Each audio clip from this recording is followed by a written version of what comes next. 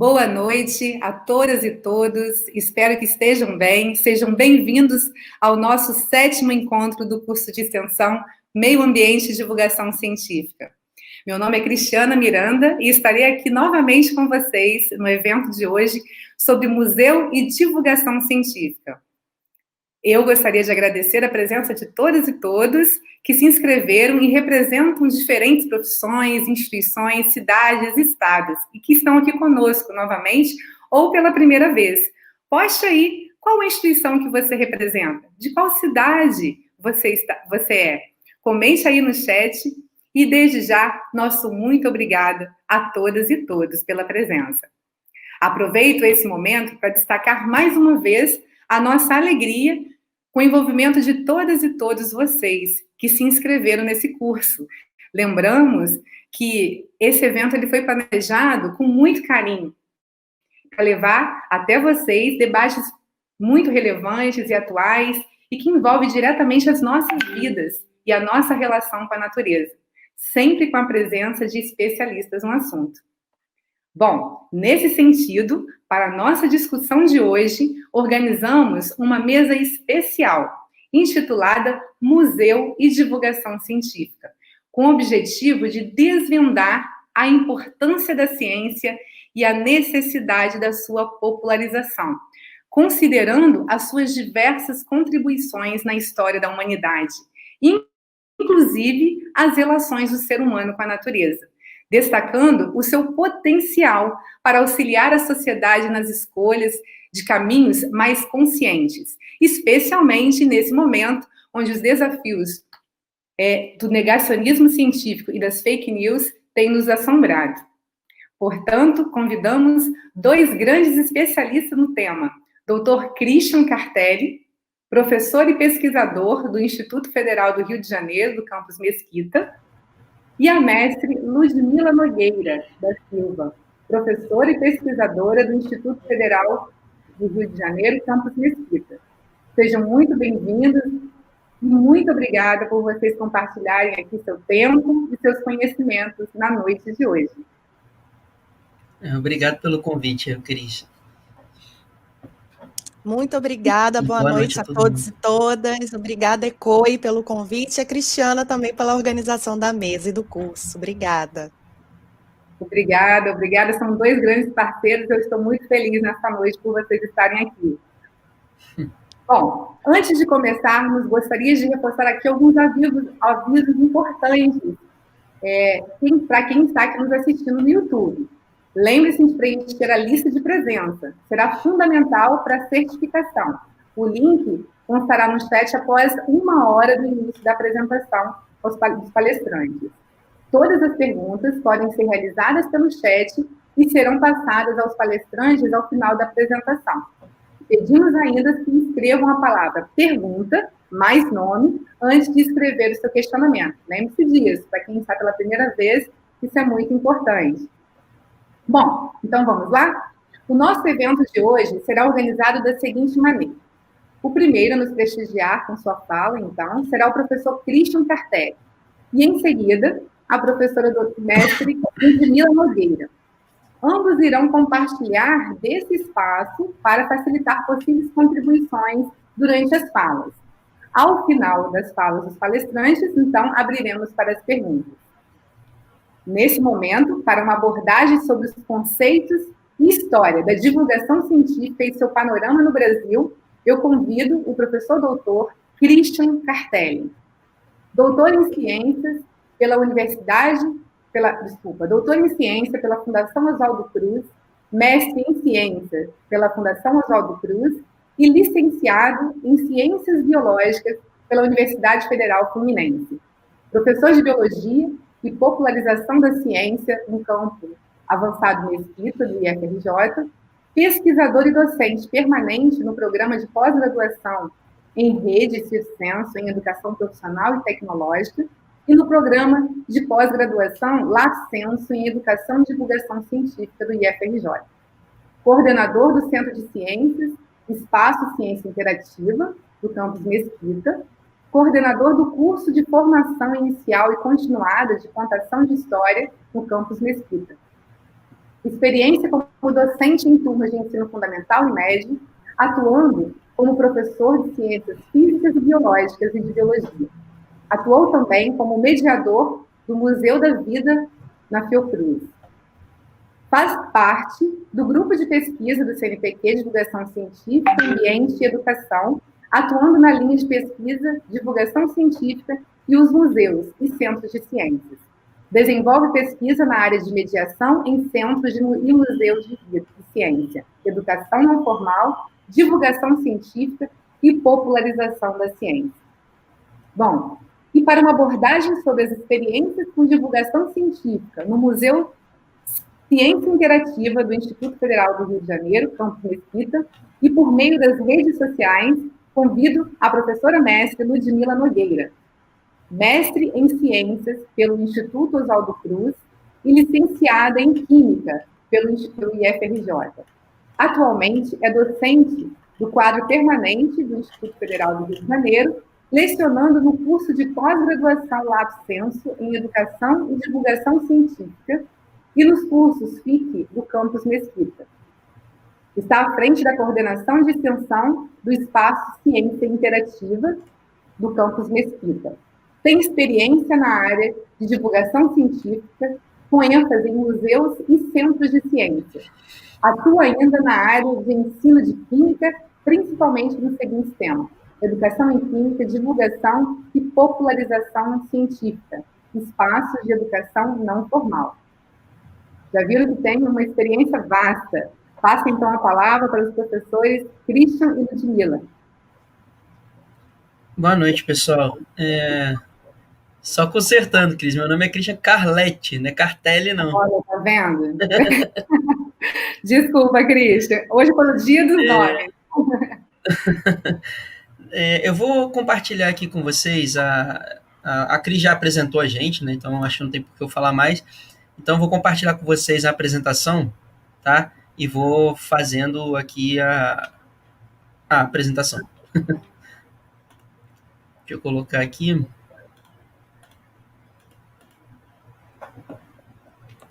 Aí, vê se tá aparecendo. Tá sim. Tá. O problema é que eu não me vejo, né? Depois, quando boto, eu só vejo a apresentação na minha tela. Então, gente, como a gente conversou, né? Eu vou falar um pouquinho sobre a divulgação científica no Brasil e os museus de centro de ciência também, como que isso se desenvolveu no Brasil, né?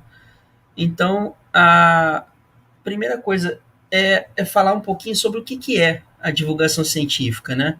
O que é essa coisa que todo mundo fala e nem todo mundo sabe exatamente o que é.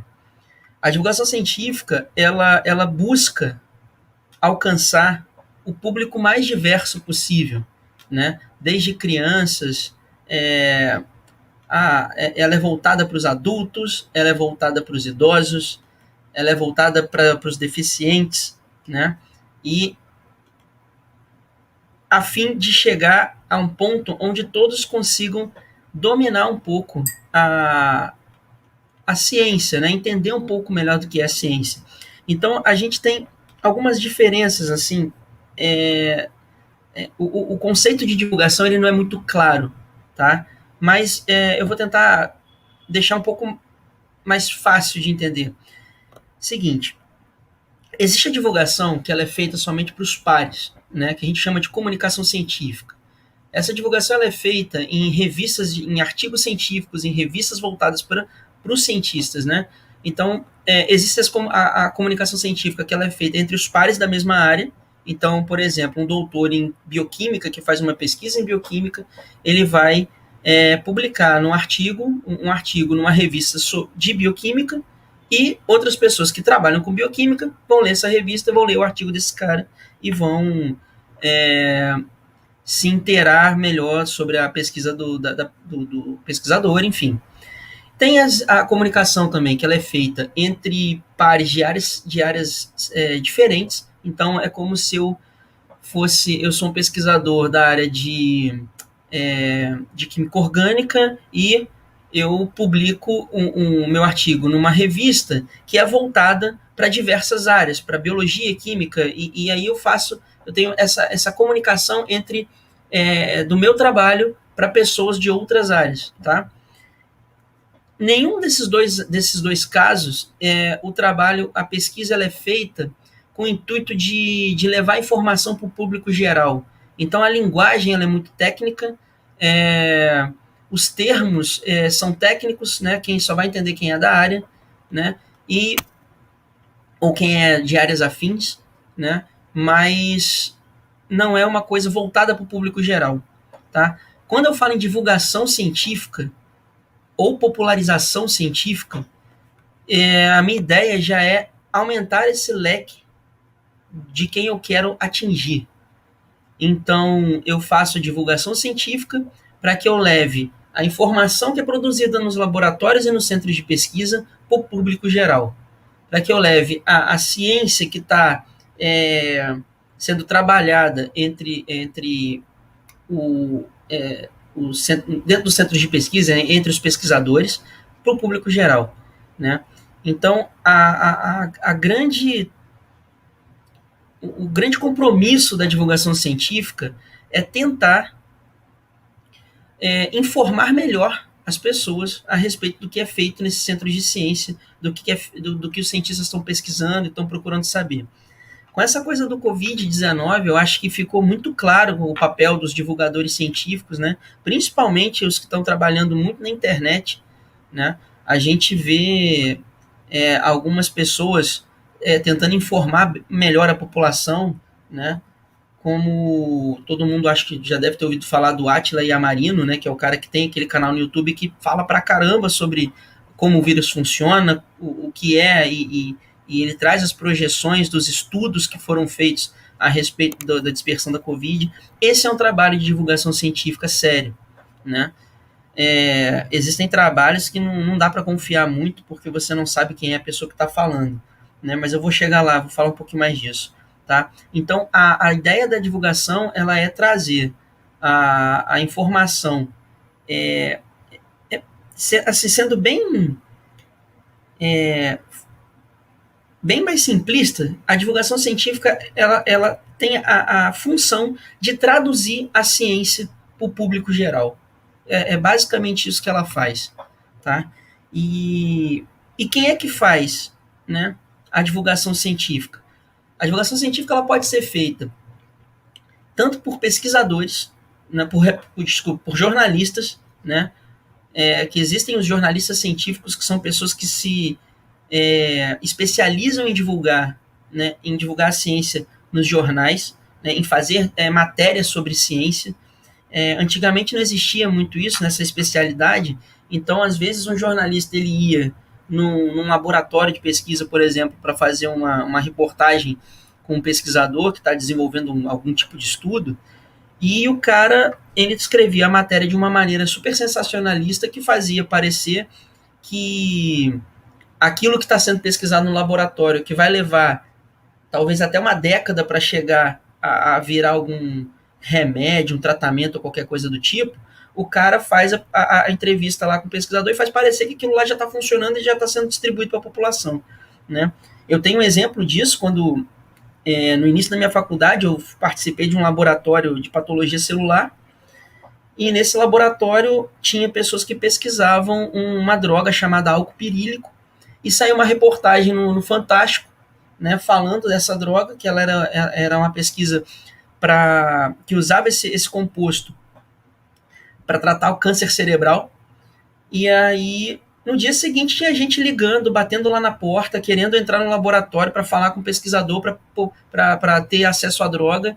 Uma coisa que ainda não tinha nem entrado em estudo clínico ainda, né, que é estudo com seres humanos. Estava só em estudo com ratos ainda, né, com camundongos. Então, isso foi culpa do quê? Da divulgação científica mal feita, né? Hoje, esse tipo de problema já está muito, já atenuou bastante, porque a maior parte dos repórteres que fazem reportagem com ciência atualmente tem alguma especialização para fazer divulgação científica, tá? E aí não cometem mais essas falsas esperanças. Claro que existem algumas matérias ainda que fazem isso, mas no geral a gente já tem bastante repórteres que estão especializados nisso, né? Outra pessoa que pode fazer divulgação é o próprio pesquisador, né? O próprio cientista.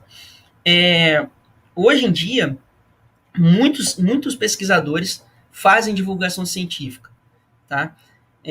Fazem tanto através de trabalhos com a população, né, com trabalhos de extensão na faculdade que chega até a população, ou fazem trabalho de divulgação científica através de blogs, de vídeos no YouTube, né? Tem diversas maneiras de se fazer isso, tá?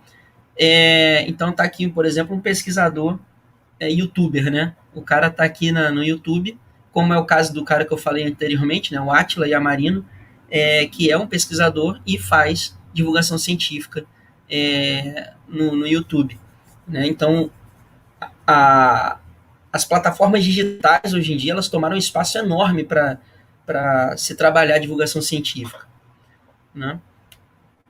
E aqui a gente tem dois grandes divulgadores da ciência. O cara, à esquerda a gente tem o Carl Sagan, que foi o primeiro cara a ter um programa de divulgação científica na TV, né?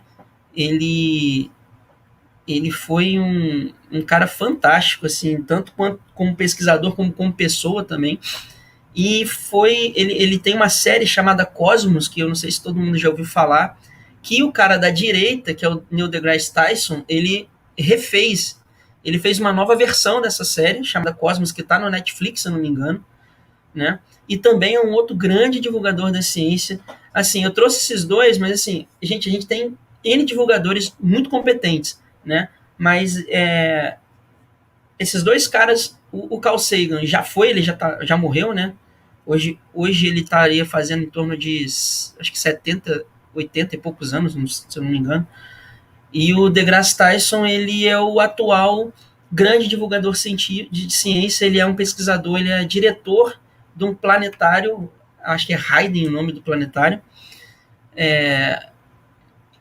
e o Carl Sagan, ele também os dois eram astrofísicos, né? Eles trabalhavam com astrofísica e foram grandes divulgadores. No Brasil a gente também tem grandes pessoas, né? Como, por exemplo, vocês devem conhecer esse cara que eu acabei de falar, o Átila, né? Que atualmente está em voga. Mas a gente tem o próprio médico Drauzio Varela, é um grande divulgador científico também, porque tem aqueles programas que ele fala de saúde, ele explica muita coisa. A gente tem a Suzana Herculano também, que é famosa, né? Estou falando dos mais famosos, né? Que participava no Fantástico. Hoje em dia eu nem sei como é que tá muito, porque eu não vejo muito TV.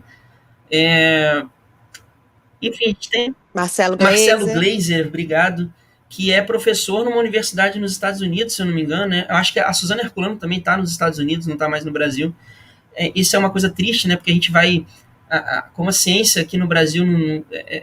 a gente tem um problema de valorização da ciência aqui no Brasil e grandes divulgadores e grandes cientistas acabam indo para fora para poder ter mais recurso para fazer suas pesquisas, né? Enfim...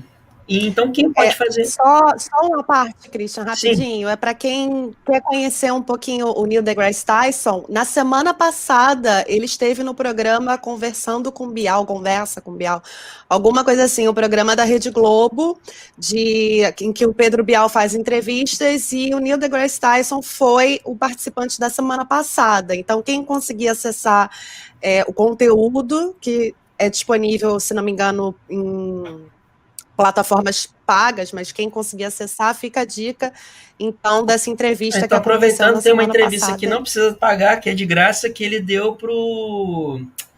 Eu esqueci o nome do cara, que é o cara do Nerdcast, né, que é um podcast. Ela foi gravada, filmada, então tá no YouTube, pode procurar lá a entrevista dele também com o rapaz do Nerdcast. Do que é também o grupo que é dono do Nerdologia, né, que é um outro canal do YouTube bem bacana. E os museus de ciência, né? Eu falei um pouquinho da questão da divulgação, dos divulgadores, mas e os museus de ciência? Eu não vou entrar em detalhes dos museus de ciência, vou falar um pouquinho da história, bem rapidamente, tá? O primórdio do museu de ciência, eles começam com com esses locais que vocês estão vendo nessa foto, que chamavam gabinetes de curiosidades. Esses gabinetes, eles eram uma coleção de coisas aleatórias de pessoas que faziam expedições e traziam os mais variados artefatos, né, das suas expedições. E aí eles colocavam tudo numa sala, e essas salas eram, a princípio, abertas somente para pessoas da nobreza, né, pessoas importantes, mas com o tempo eles foram abrindo também acesso ao público, que as pessoas podiam visitar, né? Isso aí, então, é o primórdio dos museus atuais, né, dos museus de ciência atuais. Logo depois disso, começa-se a organizar melhor essas coleções, porque isso era uma bagunça, não tinha organização nenhuma, né? Então se começa a organizar essas exposições, e aí se cria os museus de história natural, né? Que seria mais ou menos o que temos hoje, assim, né? Com exposições catalogadas, com tudo dividido, né? O tipo de animal, o tipo de planta, enfim. E aí você tem uma organização direitinho do museu. Esse museu também é o que a gente chama de museu de primeira geração, né? Que são os museus com as exposições catalogadas, porém elas estão ali apenas para que você vá, olhe e é isso. Assim, a ideia dele é que você conheça olhando, né? Ele não tem nenhuma atividade, não tem nenhum tipo de interação, é só para você observar, né? E aí, logo depois, um exemplo aqui no Brasil desse tipo de museu é o Museu Nacional, né? Apesar de hoje o Museu Nacional já tem um setor de educação que faz atividades lá, mas a princípio ele é um museu de primeira geração, onde você entra para poder observar as coisas que estão e não tem nenhum tipo de interatividade, né? Logo depois desses museus de primeira geração, e uma coisa importante é que o Museu Nacional é o museu mais antigo do Brasil, tá? Tá aí também a grande importância que teve, a grande choque que a gente teve com tudo que aconteceu, né, quando ele foi incendiado, quando ele pegou fogo, porque não só perdemos o museu mais velho do nosso país, como perdemos também uma quantidade de acervo importantíssima que só ele tinha, né? Então, a gente teve uma perda muito grande e que, ao meu ver, não deram tanta importância quanto merecia. Tá? E depois a gente começa os museus de segunda geração. O que são os museus de segunda geração? Que vem surgindo logo depois. Na época da Revolução Industrial, em 1800, alguns museus começam a trabalhar também com educação para a indústria. Então, eles fazem exposições ou fazem cursos para que as pessoas pudessem trabalhar na indústria, porque não tinha mão de obra qualificada, então tinha que qualificar de alguma maneira, e esses museus acabaram tomando um pouco esse lugar, né? Então são museus que tinham uma coleção e também tinham essa parte voltada para a indústria, uma coisa, as coleções também eram voltadas para esse fim, tá? Para despertar a vontade das pessoas em trabalhar na indústria, basicamente isso, né? E aí, um dos museus, que esse museu é o Conservatório Nacional das Artes e Ofícios, né, na França, mas na Alemanha tinha um outro museu chamado Deutsche Museum, que ele começa a fazer a interatividade. É ele que cria esse conceito de interatividade, né? Então, o que seria isso? Nesse museu, eu acabei não botando uma foto dele aqui, mas nesse museu você tem aparatos onde você pode ou rodar uma manivela e ver o funcionamento de um motor por dentro, por exemplo, ou apertar um botão e ver o funcionamento de um outro tipo de máquina, né? Então, era basicamente, você tinha diversos artefatos tecnológicos industriais e as pessoas iam para lá para conhecer como esses artefatos funcionam, né? E veio o Museu de Terceira Geração. Em 1960 é criado o primeiro museu de terceira geração, que é o Exploratório, que fica em São Francisco, lá nos Estados Unidos, que serviu de inspiração para vários outros museus de ciência depois no mundo afora, né? O conceito deles foi o seguinte: poxa, vamos fazer um museu onde as pessoas se sintam parte dele e possam colocar a mão nas coisas e fazerem as coisas funcionar com as suas próprias mãos, mãos e ver, e ver os conceitos científicos que a gente explica acontecendo, né? Então, eles começaram a ter vários aparatos que você poderia manipular, não só apertando um botão ou rodando uma manivela, mas uma manipulação um pouco mais complexa, mais completa, e tinha oficinas, tinham experimentos que as pessoas podiam fazer, né? Tinha não, tem ainda, né? Que ele ainda existe. E serviu de inspiração para vários outros museus no mundo, tá? No Brasil, um desses museus, deixa eu ver se eu botei, foi o espaço Ciência Viva, que fica na Tijuca, que em 1982 ou 83, se eu não me engano, ele foi criado. Aí vocês reparam que ele também tem mais ou menos o mesmo estilo. É um galpão com mesas espalhadas, cada mesa com seus experimentos, né, as pessoas tendo acesso a esses experimentos. Ele foi... os pesquisadores que criaram esse museu, né, eles foram até o exploratório, né, para ter experiência, para conhecer, para entender como funciona, e trouxeram essa ideia para o Brasil. E esse aí foi o primeiro centro de ciência desse estilo de terceira geração criado no nosso país. Tá? Fica ali na Tijuca, ele está aberto, ele funciona ainda. Ele é considerado, sim, ele é considerado o primeiro museu de ciência participativo do Brasil, né, nesse formato. E primeiro porque a gente tem o Museu da Bahia, né, o Museu de Ciências de terceira geração, ele é considerado o primeiro museu de ciências participativo. Verdade. E vale lembrar... vale lembrar, não. Eu acho, né?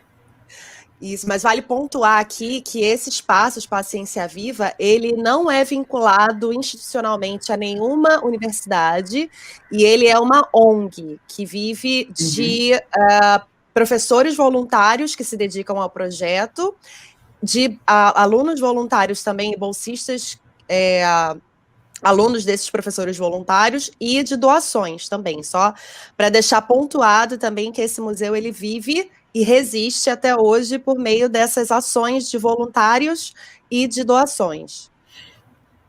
E de sócios, né? Porque as pessoas meio que se associam também, podem, né? Tem um clube lá que você pode fazer parte, né? E aí você faz as suas doações mensais lá para o espaço. Esse Museu da Bahia que a Ludmila falou, ele não existe mais, né? Mas foi, de fato, ele foi, na verdade, o primeiro museu de terceira geração, sim, do Brasil, foi esse na Bahia, né? Mas ele acabou no início do ano, no final da década de 90, início do ano 2000, eu não me lembro exatamente, né? A gente tem no Rio de Janeiro também o Museu da Vida. Eu não botei em ordem cronológica qual que apareceu primeiro, não, tá? Só fui pegando alguns maiores e principais. Então, temos o Museu da Vida, que ele fica na Fiocruz, ali na Avenida Brasil. Aqui aparece o símbolo da Fiocruz, que é o castelinho aí atrás, mas o castelinho mesmo, ele tem uma parte que funciona para o museu, que é a parte histórica do Museu de Ciência, mas ele não é todo do Museu de Ciência, né? Tem esse trenzinho e dentro lá o Museu de Ciência na Fiocruz, na verdade, o Museu da Vida, ele fica espalhado. Então você tem vários pontos, cada um trabalhando com matemática, né? Tem um de biologia, tem outro que trabalha com arte, enfim, e fica espalhado no campus da Fiocruz. Aqui a gente tem... Acabei pegando uma foto depois que eu vi, cara, que essa foto é a foto de um acidente que aconteceu aqui com o museu. Mas esse aqui a Casa da Ciência, né? Que faz parte, ele é um centro de ciência da UFRJ. Na verdade, ele é mais considerado como um centro cultural, né? Mas ele tem diversas exposições científicas e trabalha com divulgação científica. Ele fica do lado do Shopping Rio Sul, tá? Ali em Botafogo. E faz um trabalho fenomenal. Durante anos, eles coordenaram a Semana Nacional de Ciência e Tecnologia no Rio de Janeiro, né? É um espaço muito bacana. Tem o Fundação Para quem é mais velho, desculpa, Cristian, só para quem é mais velho assim, né, como a gente, vai lembrar do Canecão. Ele fica do lado do antigo Canecão, no Rio de Janeiro. Inclusive, eles fizeram, depois que o Canecão acabou, eles conseguiram usar um pouco aquele espaço para fazer algumas exposições, né? Esse aí é o Planetário do Rio de Janeiro, né? Quem não conhece, vale muito a pena conhecer, porque é bem legal. A Fundação Planetário, ele também é uma fundação, então ele não associado a nenhuma universidade, ele não é de nenhuma universidade, né? E ele tem o planetário em si, né? Que você entra nessa cúpula e vê a projeção do céu, né? Das estrelas, enfim. E também tem algumas alas de exposições científicas, né? Então vale muito a pena conhecer. O planetário é da década de 90, se eu não me engano, ele foi construído na década de 90, assim como esse museu aqui, que é o MAST, é um museu de astronomia, que fica ali em São Cristóvão, né? Perto do... Christian, você me permite, rapidinho, só vou te cortar de novo. Claro. O planetário, ele é muito interessante, porque ele, na verdade, ele é da década de 70, mas ele foi reformulado na década de 90, quando foi criado o Espaço Museu do Universo, que é onde tem os módulos interativos. Mas, ele é da Prefeitura do Rio. Uhum. É verdade, ele é da Prefeitura, né? Como é uma fundação, eu sempre esqueço que ele pertence à Prefeitura. Aqui a gente tem o MAST, que é um museu de astronomia, ele pertence ao governo federal. Ele... eu perdi. Tá. Ele fica ali em São Cristóvão, ele trabalha, né, como o nome diz, o Museu de Astronomia vai trabalhar com a abordagem da astronomia e de coisas relacionadas, né? Então, eles têm um espaço aqui fora que tem algumas coisas, né? Eu não sei se vocês veem a setinha aqui, eu apontando, vê? Ludmila, consegue ver a setinha? Tá. Dá para ver, dá para ver. Aqui, ó, vocês conseguem ver dois totemzinhos aqui atrás, né, que eu estou apontando aqui. Isso aqui é uma projeção em escala do sistema solar, né? Então tem o Sol, tem Mercúrio, e mais para frente vai ter Vênus, Terra, Marte, e Netuno vai estar lá no final quase desse campus, que é bem distante do que está aqui, né? E aí eles têm também um espaço de exposições, que esse espaço, as exposições mudam periodicamente, né? Tanto exposições interativas, como às vezes eles têm também exposições somente para contemplar, né? Eles têm um acervo de astronomia muito bacana, que vale a pena ir lá conhecer. E tem o Museu Ciência e Vida, que aí, saindo da cidade do Rio de Janeiro, a gente começa a ir para a Baixada. É um museu que pertence ao estado do Rio de Janeiro, né, da Fundação CCERJ, e ele está localizado no centro do município de Duque de Caxias, né? É um museu também que tem, acho que 4 andares de exposição. Não sei se atualmente os 4 estão com exposição funcionando, mas eles são exposições... Tem algumas permanentes, mas a maior parte das exposições são temporárias. Ficam lá um tempo e depois muda para outro tipo de exposição. É bem legal também, vale a pena conhecer. Outro museu que tem na Baixada Fluminense, outro centro de ciência que tem na Baixada Fluminense, é o Espaço Ciência Paracambi, que fica em frente ao campus do IFRJ, lá em Paracambi, onde funcionava uma antiga fábrica têxtil, né, lá em Paracambi. Esse espaço também é um espaço mantido pela Prefeitura de Paracambi, né, com o apoio do CCERJ, né, também, e tem diversos aparatos científicos ali que vale a pena conhecer também. Outro museu da Baixada é o nosso espaço, que é o Espaço Ciência Interativa, né, que fica no município de Mesquita, ao lado da estação de trem de Mesquita, dentro da praça onde é a estação onde você desce, quando você desce na estação. Nossa exposição fica aqui dentro desse local. Eu não botei foto da exposição, mas a gente tem hoje uma exposição que trabalha os sentidos humanos, né, a exposição Neurosensações, e trabalha os sentidos humanos com base na neurobiologia, né? E aqui afora a gente tem alguns aparatos também que fazem parte do nosso Parque da Ciência, tá? E é isso. Esses são os museus os principais, né? A gente tem vários outros espaços ainda. Deixa eu interromper aqui o compartilhamento. A gente tem vários outros espaços ainda no Rio de Janeiro, né? Como tem o Museu do Amanhã, tem o Museu Oi Futuro, tem o Museu da Light, enfim. E E aqui eu só mostrei os museus e centros de ciência, mas a gente também tem os espaços científicos culturais que podem ser considerados espaços que trabalham com ciência, como o Jardim Botânico, como o Zoológico do Rio, né, que agora está em reforma, ele não abriu de novo ainda, mas vai abrir, né? E, enfim, tem vários outros espaços também. Eu acho que é isso.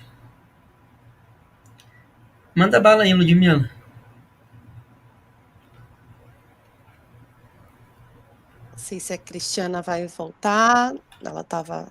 Não, acho que é com a gente mesmo. Manda ver aí. Tá bom, então vamos lá. Giovanni, por favor, você pode projetar minha tela.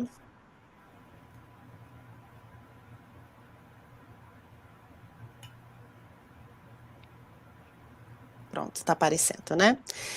Então, gente, dando uma continuidade, então, nesse gancho que o Christian me deu agora falando do nosso querido Espaço Ciência Interativa, eu vou falar para vocês hoje um pouco do nosso espaço, para vocês poderem conhecer as nossas ações, conhecerem o trabalho que a gente desenvolve lá de divulgação e popularização científica, e depois, no finalzinho, eu vou trazer também um pouquinho para a nossa realidade, para o nosso contexto, até entrando em algumas perguntas que já foram feitas aí.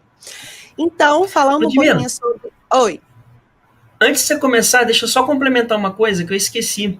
Além dos museus de ciência fixos, né, a gente tem algumas ações itinerantes, muito importantes também, que acontecem no Rio. Então tem, por exemplo, o Ciência Móvel da Fiocruz, que é um caminhão da ciência que viaja toda a região sudeste. Tem o Caravana da Ciência do CCERJ, que também é uma carreta, né, que ela atende principalmente os municípios do estado do Rio de Janeiro. A gente tem, o nosso espaço tem o SCI itinerante também, que a gente atende principalmente as cidades da Baixada Fluminense. Tem o Ciência Sob Tendas, que é da UF, né, da Universidade Federal Fluminense, que atende também a região da Grande Rio, né, principalmente, mas eles também já fizeram viagens para o interior. E a Casa da Ciência, se eu não me engano, também tem uma parte itinerante que trabalha, que visita alguns locais. Eu não sei se ela está funcionando agora, mas ela já funcionou em algum momento. Só para, né, para vocês conhecerem algumas ações, e inclusive quem está ouvindo a gente que é mais da região interiorana do Rio, vocês podem procurar esses espaços para tentar trazer eles para a cidade de vocês, né? Vale a pena, é bem interessante. Desculpa aí, não agora. Não agora, nesse momento, não. Porque agora nenhum museu está funcionando, aqui no Rio de Janeiro, pelo menos, né? Mas a gente tem, como o Christian falou, várias ações de ciência itinerante, de ciência móvel, de diversos museus, além dos museus presenciais também, que a gente não falou aqui, porque é uma lista imensa para a gente falar todos, né? Mas na Baixada a gente tem os 3 que o Christian apresentou, e a gente tem fora da região metropolitana do Rio de Janeiro, né, a gente tem também um Museu de Ciências de Três Rios, que também é da Fundação CCERJ, e a gente tem o ECOI, né, gente, o Espaço Ecológico Educativo, que fica em Pinheiral, e tem o Museu de Ciências lá também, para quando a gente não estiver no período de pandemia, vocês estarem agendando a visitação de vocês, lá no campus Pinheiral do UFRJ. Eu vou deixar nos comentários, quer dizer, eu não sei se eu consigo escrever aqui. Enfim, eu vou ver se eu consigo botar no comentário em algum lugar ou mandar para as pessoas escreverem. O link do Guia e Centros e Museus de Ciência do Brasil, de 2015. Lá vocês podem olhar os museus que a gente tem aqui no Rio, né? Porque tem algumas outras iniciativas mais para o interior do Rio, que a gente não citou aqui, mas vale a pena dar uma olhada nesse guia. Então eu vou deixar aqui o link para vocês. Ótimo, Christian, perfeito. Já deixa o link, aí o pessoal já vê na sua localidade onde que tem um museu de ciências para poder estar visitando. Eu gostei muito da pergunta da Juliana, da sugestão de trocas que a Juliana colocou aí no chat, né, perguntando para as pessoas se elas já visitaram algum museu de ciências e onde, pedindo para colocar. Eu adorei, eu quero essas respostas depois para mim. Por favor, quem estiver aí controlando o chat, me manda depois o que surgir de resposta. E é muito interessante essa pergunta, porque as pessoas às vezes vão ao Museu de Ciência e não sabem que é um museu de ciência, né? Quem daqui, por exemplo, já foi no Museu do Amanhã e não sabe que o Museu do Amanhã é um museu de ciências? Alguém botou aí No comentário, inclusive, de terceira geração. É sim, quem perguntou aí, acho que é de terceira geração, ele é considerado de terceira geração. Então, o Museu do Amanhã é um museu de ciências, o próprio Museu Nacional é um museu de ciências, como o Christian colocou. Então, tem muita gente que visita o Museu de Ciências e nem sabe o que é. Então, é bem interessante. O próprio Jardim Botânico, Jardim Botânico tem um museu, né, do meio ambiente. O próprio Jardim Botânico, ele é um museu de ciências a partir do momento em que ele tem um acervo de coleções botânicas. Então, ele também é considerado um museu de ciências, além do Jardim Botânico do Rio de Janeiro, que também tem o Museu do Meio Ambiente, que é anexo ao próprio Jardim Botânico. Mas vamos lá, né, sem mais delongas, senão a Cristiana vai me matar, que eu vou passar do horário. Fora as intervenções que eu fui fazendo aí na fala do Christian, né? Então, para a gente falar um pouquinho das ações de divulgação e popularização científica do Espaço Ciência Interativa, primeiro, eu preciso mostrar para vocês quem é o Espaço Ciência Interativa. Então, eu vou contar um pouquinho rapidamente da nossa história. Nós nascemos em 1999, quando os professores Luiz Edmundo e Maura Ventura Quinelli colocaram na Sematec um projeto de extensão que era popularizar o conhecimento científico para a população da Baixada Fluminense. Sematec é a semana acadêmica anual do IFRJ do Campus Nilópolis, e foi nesse evento, então, que surgiu a primeira iniciativa de popularização da ciência do que seria, no futuro, o Espaço Ciência Interativa. Em 2002, esses dois professores, junto com outros professores da instituição, e vale a pena ressaltar aqui a participação do professor Miguel Sete Câmara, na criação do Centro de Ciência e Cultura de Cefet Química do Rio de Janeiro, que foi abreviado como C4, aí fazendo um trocadilho, né, entre o nome e o C4, que então foi realmente a primeira instância do que seria o Espaço Ciência Interativa no futuro.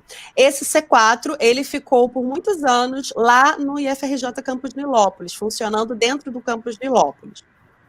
Em 2006, entram novos professores no Centro de Ciência e Cultura de Cefet Química, e junto com a entrada desses novos professores, então, começa o projeto de itinerância do SCI. Então, o primeiro projeto de itinerância, ele teve como nome Projeto Itinerante Ciência Vai à Escola.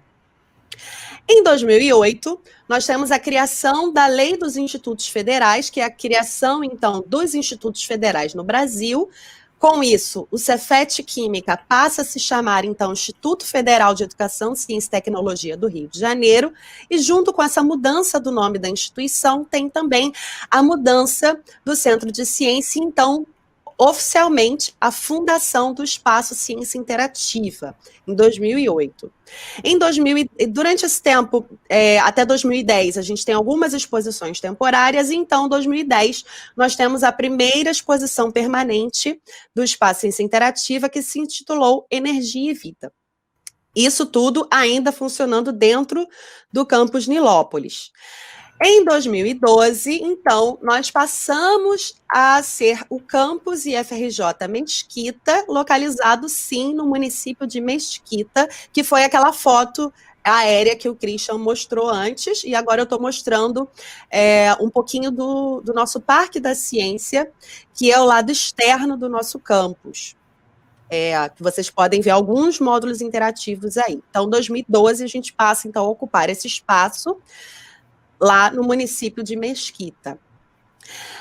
E o que a gente passa a fazer, então? Agora a gente não mais tem a atividade de divulgação e popularização científica. Agora nós também temos cursos regulares e cursos de extensão, e fica acontecendo no nosso campus. Nós temos o curso de extensão em Educação Inclusiva, que agora, nesse ano de 2020, ele está funcionando na modalidade remota, mas ele passou a existir desde o ano passado, na modalidade presencial. Além desse curso de extensão, a gente tem o curso de extensão para professores em ciências naturais, que é voltado para professores que atuam no ensino fundamental do primeiro segmento. Nós temos cursos de formação, e como curso de extensão também a gente tem o curso de extensão em Libras, que também foi oferecido nos anos 2017, 18 e 19. Vale ressaltar que nenhum desses cursos, além do de Educação Inclusiva, claro, que eu já falei que estava na modalidade remota, nenhum desses cursos está funcionando no momento, porque a gente está com a suspensão das nossas atividades presenciais. Então, nós temos o curso de formação inicial continuada em contação de histórias, do qual o Christian é o coordenador.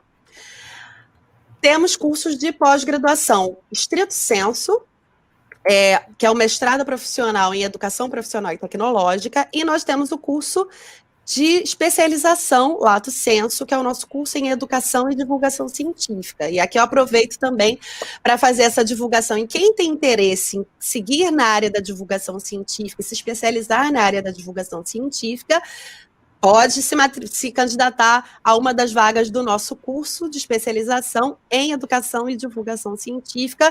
Por enquanto, a gente não tem informações de seleção, porque a gente está nesse período de pandemia, mas assim que a gente tiver, a gente divulga, tá? É só acompanhar as nossas redes sociais, que a gente está sempre divulgando por lá.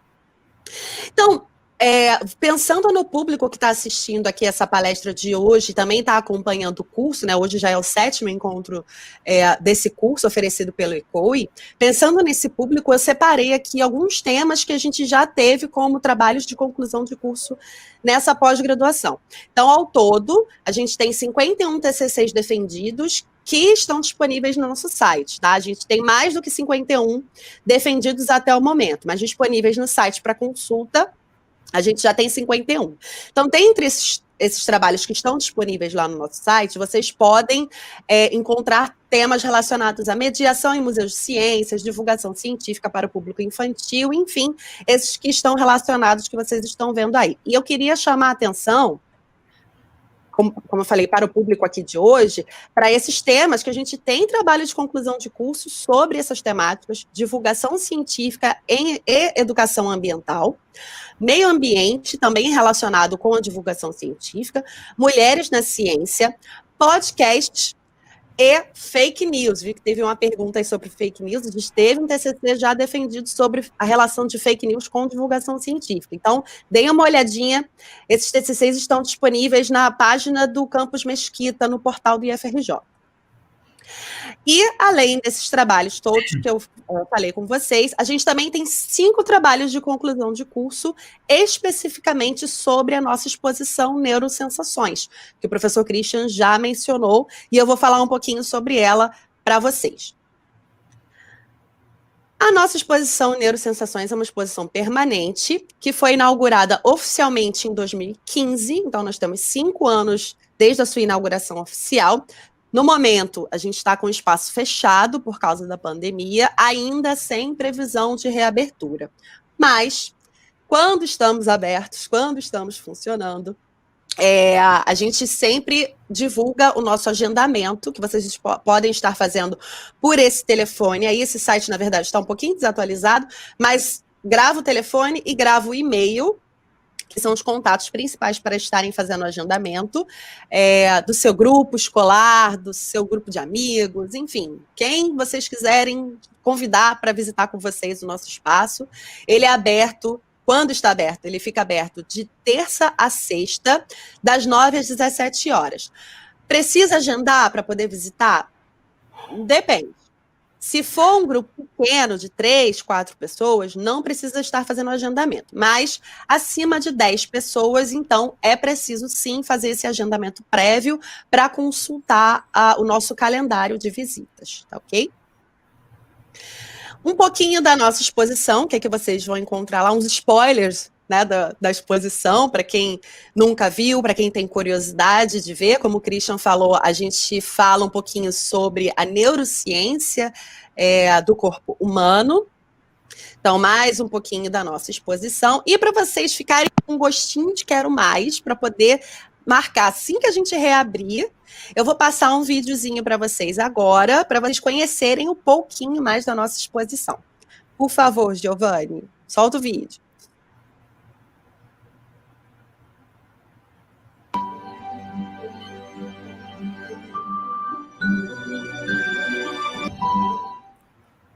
O espaço Ciência Interativa convida você para vivenciar uma experiência única através da exposição permanente Neurosensações.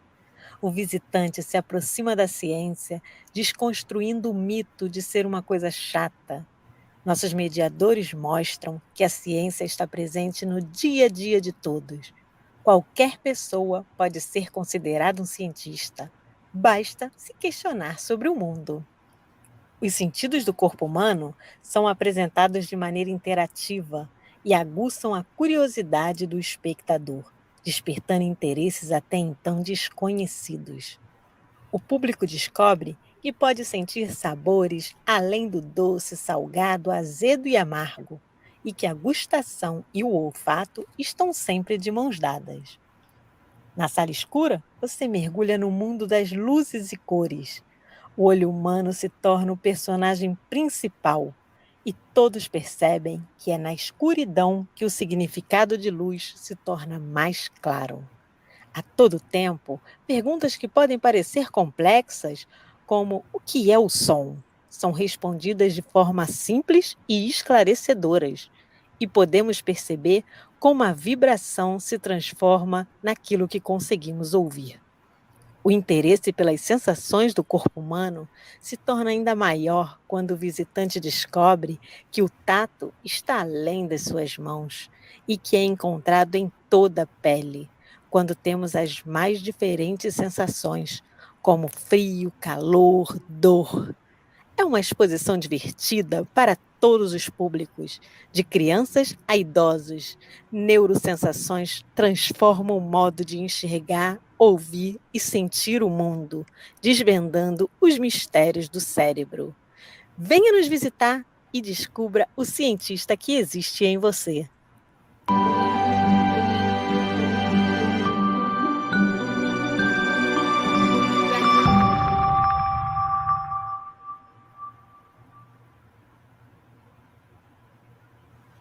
Eu fiquei com vontade Venha nos de visitar depois da pandemia. Ficou com vontade de visitar, Cris? Eu nem falo, dá uma saudade, né? Giovanni, por favor, se você puder voltar. Isso, obrigada. Então, gente, para além da exposição, né, que nossas ações não se limitam à nossa exposição. A exposição é uma das ações que a gente desenvolve, né? Então, para além da exposição, nós também temos a atividade de observação do céu. Essa foto está bem ruim, agora que eu estou observando aqui. Mas eu acho que dá para ver razoavelmente. ônibus que isso é um atrás. telescópio. É um ônibus escolar, porque a gente estava em dia de visita. Ah, é verdade. Essa é uma foto do nosso telescópio, que a gente faz a observação do céu noturno. E nesse dia dessa foto, né, tem esse ônibus amarelo aí atrás, porque a gente estava recebendo uma turma do EJA, aliás, da EJA, né, da Educação de Jovens e Adultos, de uma escola do município de Mesquita. A gente estava, e aí tem essa turma que está assistindo, então essa observação do céu a gente faz primeiro uma explanação sobre o que as pessoas vão observar, o que seria uma carta celeste, enfim, o que são corpos celestes. Então o nosso responsável pela atividade, que é o professor Guilherme Tomás, ele é físico. Então, ele faz essa explanação anterior à atividade em si da observação do céu, até para as pessoas saberem o que elas vão encontrar quando elas olharem no telescópio.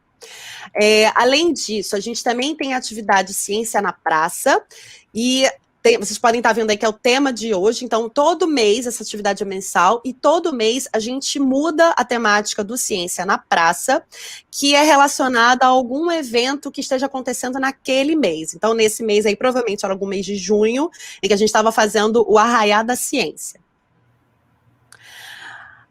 Como o Christian já falou também, a gente também tem um programa SI itinerante, e dentro dessa itinerância a gente oferece para as escolas dois temas em que eles podem escolher para estar recebendo na sua escola. A gente já fez itinerância em igreja, em praça, em vários lugares, gente, não é só em escola, não.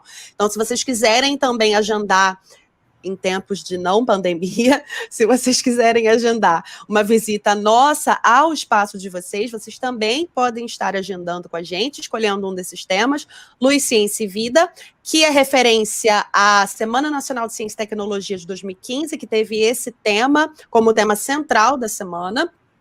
E outro tema que a gente tem é Física Divertida e Lógica Matemática. Então, algumas fotos da nossa itinerância nas escolas.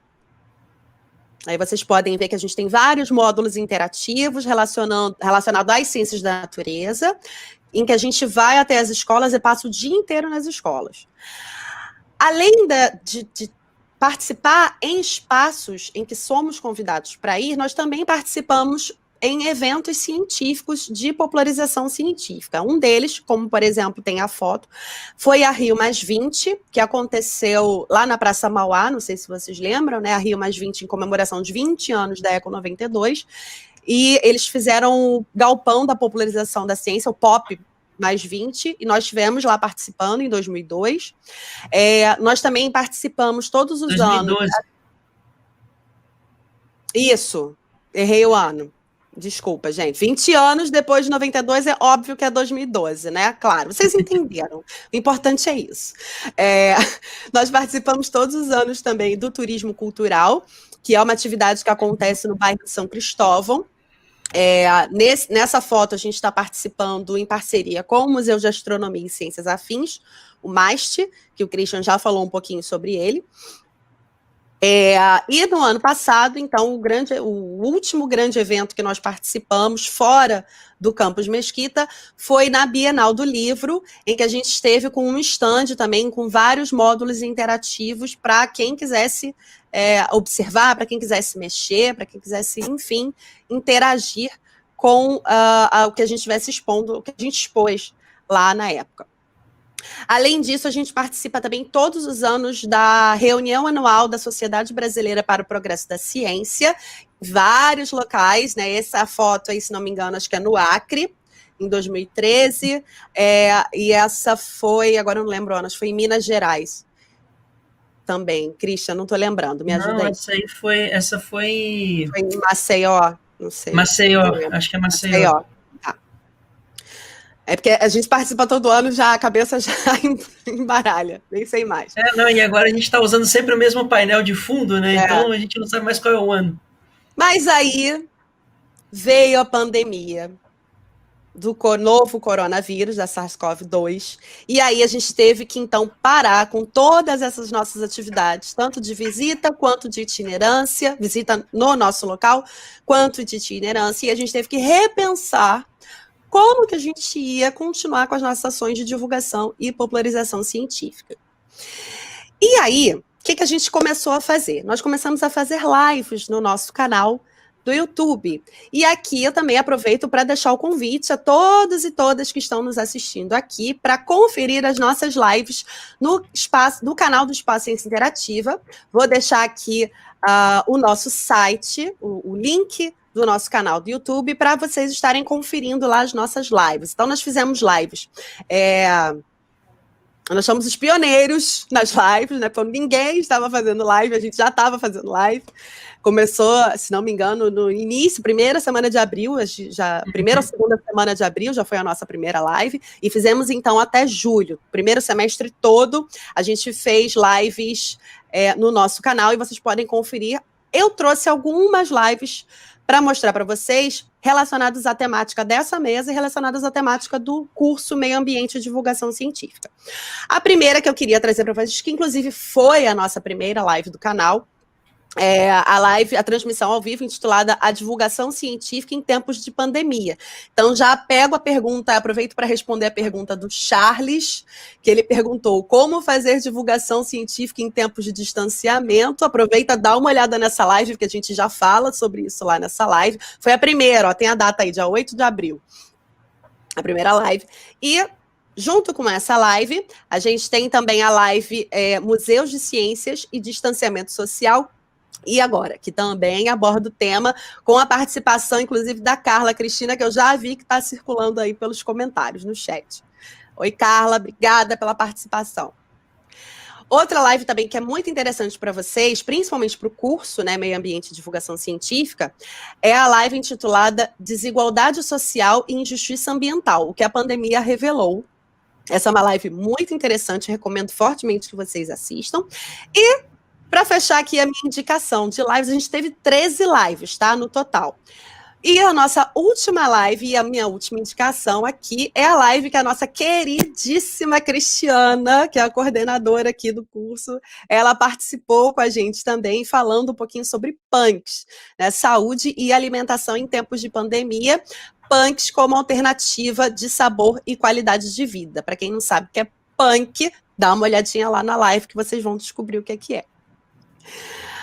A outra atividade que nós fizemos também, então nós interrompemos a transmissão pelo YouTube e passamos a fazer lives pelo nosso Instagram. Também fica aí a dica para vocês curtirem o nosso Instagram, o nosso perfil do Instagram, curtam lá, dá um apoio para a gente, dá uma força, curta o nosso @Espaço Ciência Interativa, nos acompanhem também para estarem sabendo das nossas atividades de divulgação científica dentro da pandemia e fora da pandemia também. A gente teve um total de 7 lives pelo Instagram e essas lives foram um pouco diferenciadas em relação às que estavam acontecendo no YouTube. Por quê? No YouTube a gente fez com diversos especialistas falando de uma temática específica, no formato de roda de conversa. As lives pelo Instagram, elas foram diferenciadas no sentido de participação dos convidados. Então, os convidados do Fala aí Mediador eram exclusivamente mediadores ou ex-mediadores de museus de ciência. Foram realizadas no formato de entrevista, em que sempre tinha uma pessoa da nossa equipe fazendo uma entrevista individual com esse convidado ou convidada. E aí a gente tem, então, a nossa última transmissão ao vivo pelo Instagram, que foi com a Mariana, que é lá do Espaço Ciência Viva. Mas a gente já teve participação de mediador da Fiocruz, já teve participação de mediador do Ciência Sob Tendas e dos nossos mediadores também. Então, também as lives estão salvas lá no IGTV, tá ok? Se vocês quiserem acompanhar também as próximas e acompanhar as que já passaram. Está disponível lá no nosso IGTV.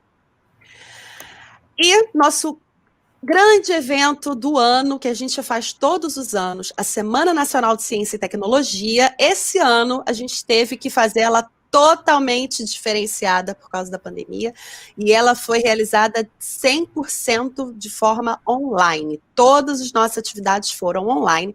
Ela aconteceu agorinha, né, há 2 semanas ou 3, de 21 a 24 de outubro, e a Semana Nacional de Ciência e Tecnologia desse ano contou com palestras, mesas redondas, mini cursos e oficinas, todos relacionados ao tema da Semana Nacional desse ano, que foi Inteligência Artificial, a nova fronteira da ciência brasileira. Então, esse foi o modo que a gente encontrou de poder realizar o evento, mas de forma virtual.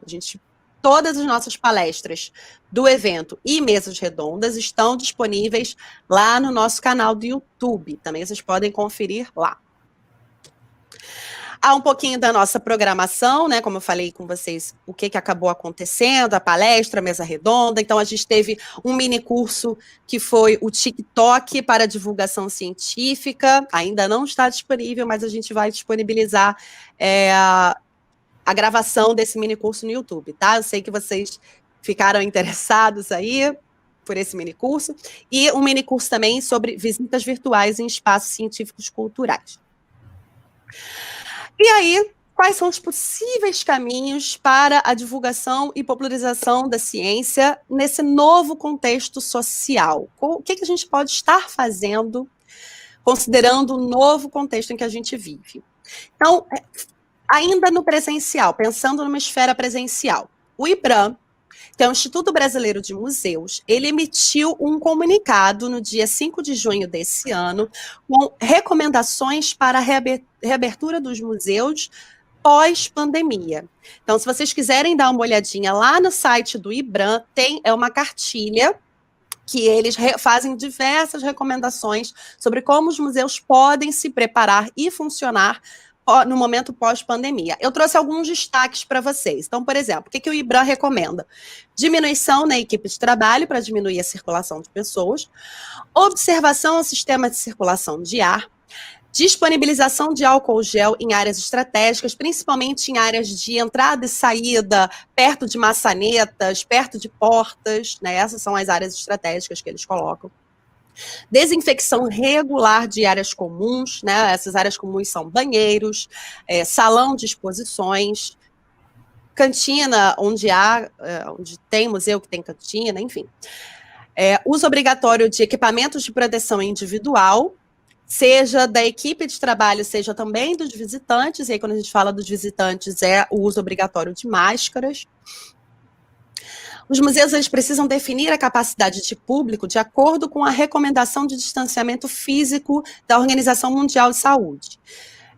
Além disso, sinalizar áreas visando o distanciamento físico, então colocar aquelas sinalizações, né, principalmente em filas, em que as pessoas têm que manter o distanciamento mínimo recomendado, e principalmente também museu é lugar de falar sobre o Covid-19 também, afinal, o museu ele é feito pela e para a sociedade. Então, nesse cenário, a gente não pode deixar de falar sobre o maior assunto do momento, que é a pandemia do novo coronavírus. Nesse sentido, o IBRAM também recomenda que haja uma divulgação e publicização de materiais sobre prevenção à Covid-19. E aí, o que o Espaço Ciência Interativa, embora não pensando num cenário presencial, que a gente não está no presencial ainda, mas pensando nisso, o que a gente já fez? A gente já elaborou materiais virtuais sobre a Covid-19. Então, se vocês forem lá no nosso Facebook e no nosso Instagram, a gente já tem publicado as principais perguntas em relação à Covid-19 e as nossas respostas.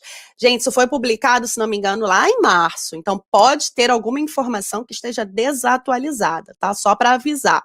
A ciência, a gente sabe que a ciência não é verdade absoluta, a ciência é refutável e assim deve ser para ser ciência. Então, é claro que o que se sabia sobre a Covid-19 lá em março não necessariamente representa o que se sabe agora.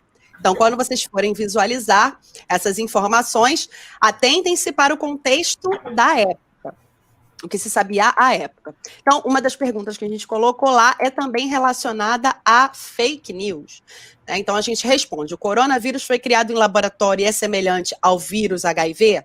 Não, essa informação é falsa. Então, a gente também colocou algumas perguntas relacionadas a algumas notícias falsas que estavam sendo veiculadas na época. Além disso, o uso das redes sociais pelos museus e pelos espaços de divulgação e popularização da ciência devem ser exaustivamente utilizados. E aí eu coloquei as principais redes sociais que a gente utiliza no momento.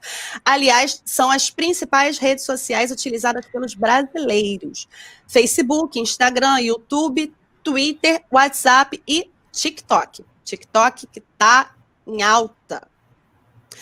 E aí eu trouxe uma citação de um site de estatísticas relacionadas à rede social que eu queria destacar para vocês aqui, né? O Brasil, ele ocupa o 3º lugar no ranking de populações que passam mais tempo em mídias sociais, com uma média de 3 horas e 31 minutos, atrás apenas de Filipinas e Colômbia. Se a gente comparar isso num cenário mundial, a média mundial é de 2 horas e 24 minutos por dia. Então, o Brasil está realmente bem acima da média mundial. E eu queria ressaltar uma coisa muito importante. Esses dados, eles são antes da pandemia. Essa média de uso de redes sociais que eu peguei para vocês, ele é anterior à pandemia.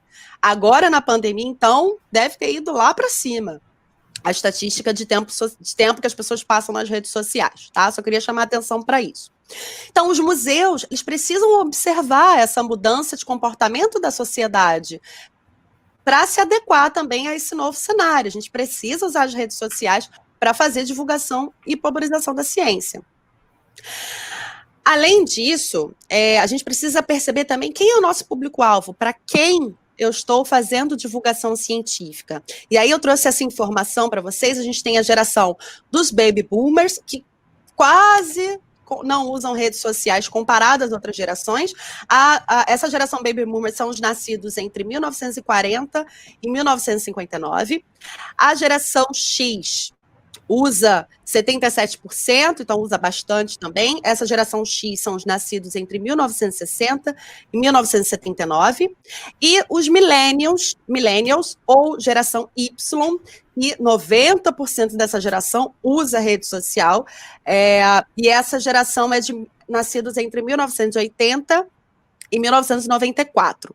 Gente, existem ainda, eu só trouxe essas 3 gerações, porque são gerações anteriores a internet, né? Nascidos antes da era da internet, tá? Dentro da era da internet, que são os já nascidos com tecnologia dissociada, muito mais dissociada por aí, a gente tem a geração Z, que são os nascidos entre 1995 e 2010, e, por fim, a geração Alpha, que são os nascidos a partir de 2011.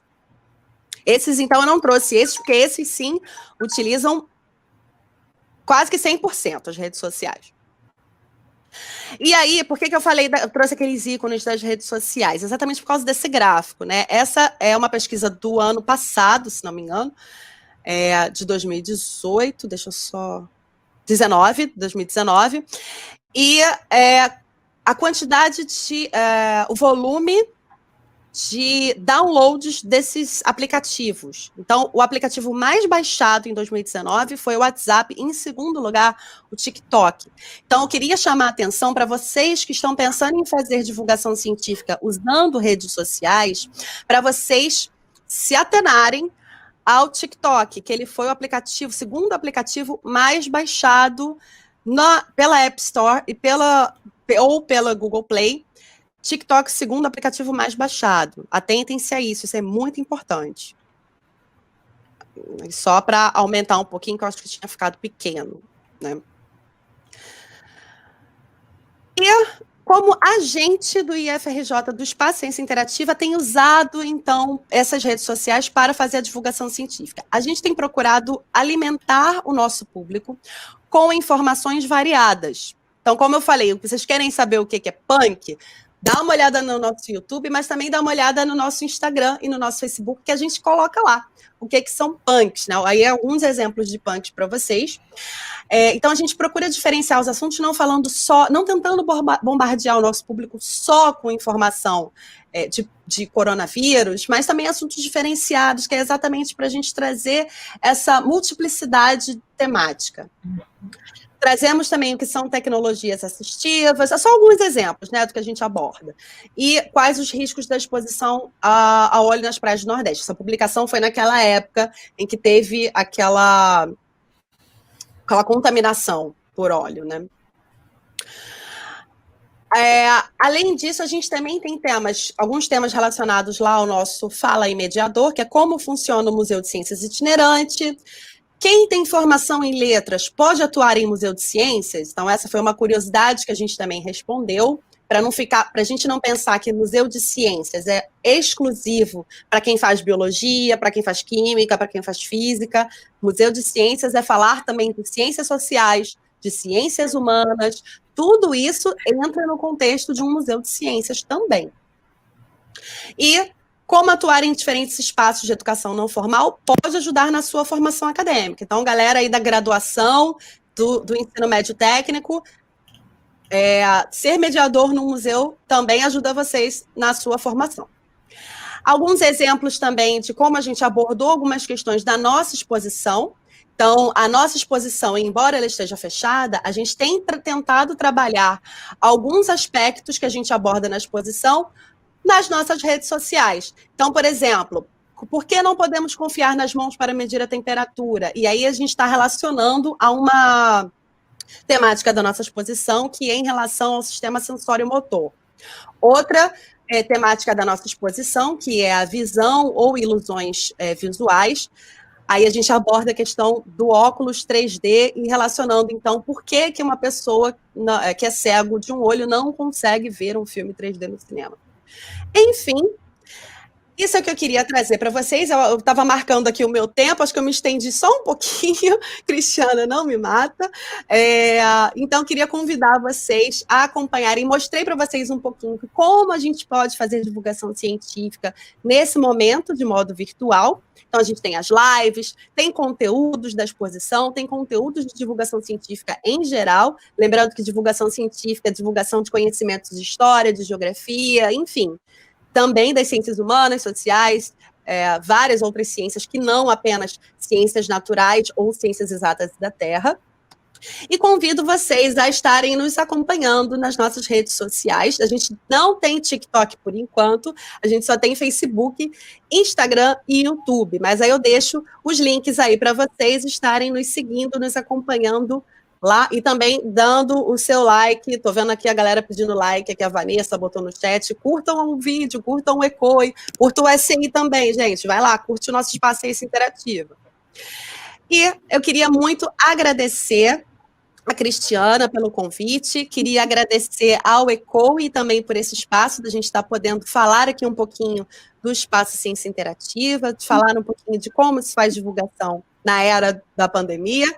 Deixo a minha gratidão também a todos e todas do espaço Ciência Interativa. Essa foto foi o nosso último momento presencial com todos reunidos, que foi a nossa Semana Nacional de Ciência e Tecnologia de 2019. Então, esse foi o encerramento do evento, e aí a nossa equipe de mediadores, nossa equipe de professores, colaboradores, nossos parceiros, enfim, todo mundo aí nessa foto, e gratidão a eles, porque sem essa galera aí, com certeza o Espaço Ciência Interativa não estaria funcionando nem de forma virtual. Muito obrigada.